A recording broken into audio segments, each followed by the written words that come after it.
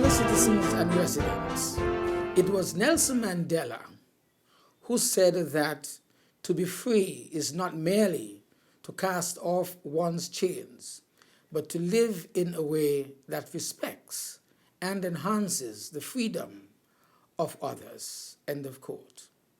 In my view, this is the litmus test of true freedom, independence, and good governance that goes beyond the simplistic equations of self-governance and self-sufficiency. There is no denying that the quest for independence was a journey that was hard fought and hard won. There is no denying that unshackling our nation from the chains of colonialism and the systems that supported its continued exploitation and dehumanization of our people were indeed important. However, 36 years as an independent country has brought with it the stark reality that the true test of our civilization as a people is not the size of our towns, the diversity of our industries, or our access as a people to the material trappings of wealth, but the kind of man and woman that our country produces. The essence of a society is its people. People make a society, and through community, love, through bonding, through unity, through transformation, and true enrichment can only come where justice, love, integrity, fairness, kindness, peace, and compassion abound. Self-governance alone is not enough.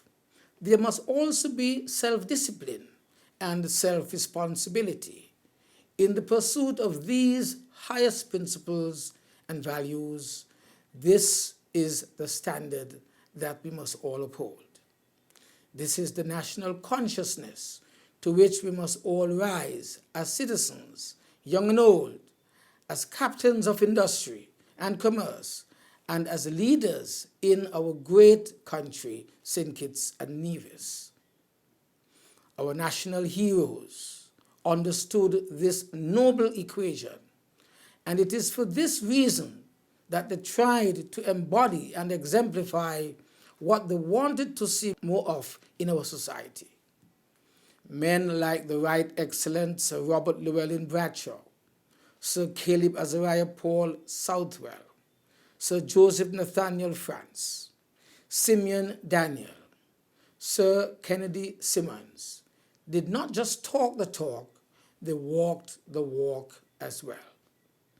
They were men of high principle and courage of conviction, who were driven by a burning desire to use their legislative power and influence to make the dreams and aspirations of the people of this country a reality, not to satisfy their own personal and selfish ambitions and that of their families. Leadership was measured not by how much they were successful as individuals, but how many people they could impact, how many people they can inspire and empower to succeed. This was the righteous wind that set the ship of state to sail on that glorious independence morning and the direction of her moral compass. But today, the ship of state has blown off course and is desperately adrift. Its moral compass, it has been broken. Nepotism and general corruption, lack of opportunity, and high cost of living, crime, fear, and victimization, high rents and lack of affordable housing, challenges in the education of our children, and inadequate health services are stifling the promise of this country and limiting the arc of its abundant potential. Our victimized youth have become exiles in their own land, and many are left to languish in the corners of the so-called prosperity agenda. The currencies of justice, opportunity, are dispensed on a discriminatory basis only to those who wear the right colors or have the right family connections.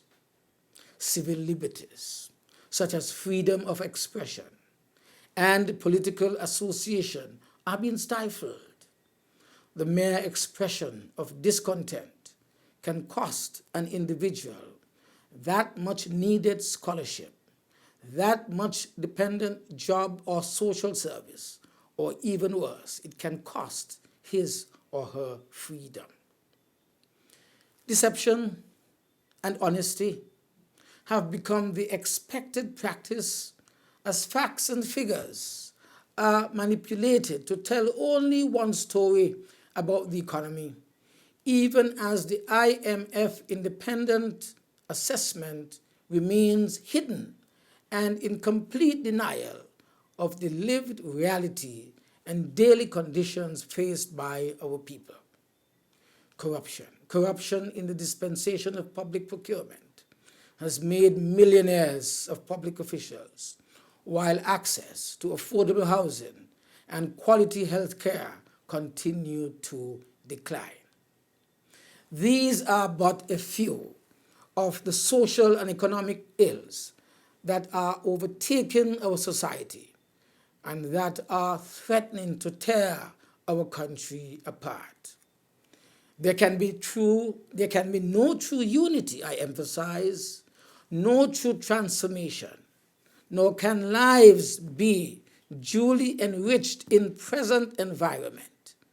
The ship of state can only be set aright and brought back on course with the return of fair, humble, inclusive, competent, and principled leadership.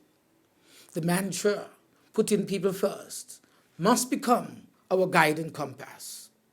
It is vital that as a nation, that we never allow this vicious and divisive agenda of negativity, vindictiveness, corruption, and cynicism to overtake us and to reverse the many gains that we have made as a people and as a country.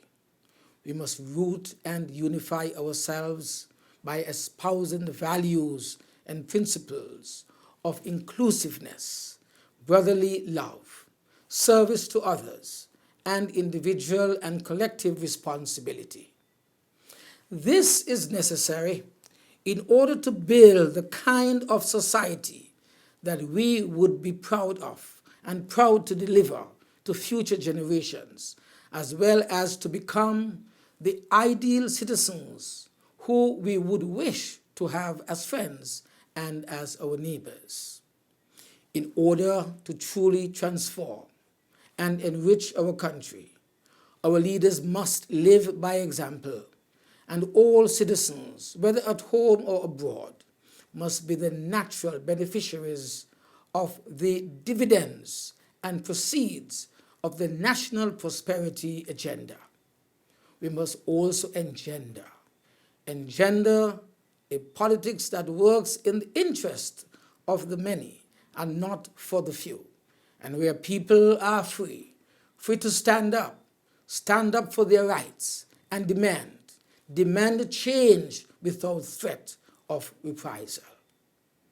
The St. Kitts-Nevis Labour Party stands ready. It stands ready today to carry forward the vision that was established by our forebears 36 years ago for the good that we can do. It remains our solemn mission and covenant with the people of this country. There is no doubt that the hard-working citizens of St. Kitts-Nevis understand the importance of national service.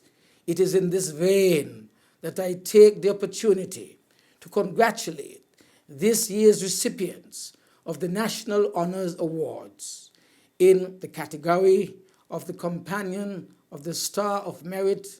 I personally congratulate Dr. Calvin Hazel, Bishop Joseph Henville, Mr. Erskine Edwards, Mr. Augustine Merchant, and Mr. Bruce Skerritt. Also in the category of the Medal of Honor, I personally congratulate Mr. Antonio Liebert, Mr. Everett Weber Herbert, Mrs. Arabella Nisbet, Mrs. Erlene Maynard, Mr. Anthony Evelyn, Miss Julietta Martin, Mrs. Alice Swanston, and Mr. Oswald Elliott, Mr. Michael Michaeliger Stokes, and Mrs. Yvette Slack. Today, my fellow citizens, I'm asking you to choose the kind of leaders who would respect and enhance your freedom. Those who will exemplify the qualities and attributes that we would wish to see replicated in our youth, who will revitalize the economy and restore investor confidence, who will make St. Kitts-Nevis first again and restore the international standing and stature of our country in the community of nations, who will take our country forward to a future filled with opportunity and prosperity that will enhance the ability of every man, woman, and youth to not just earn, but also to own, who will lead St. Kitts-Nevis into the next generation. Our Independence Week, unfortunately, can be interrupted by the passage of Tropical Storm Jerry that will be passing the northern Leeward Islands on Friday. I would like to end by imploring the citizens of St. Kitts-Nevis to be in a state of readiness and preparedness, a state of alertness for this particular storm. It is my prayer that we all remain safe and secure during this time. It is my hope that our National Emergency Agency, as well as the appropriate line ministries, are also in a state of readiness to ensure that our emergency plans are in place and ready for rapid response. May God continue.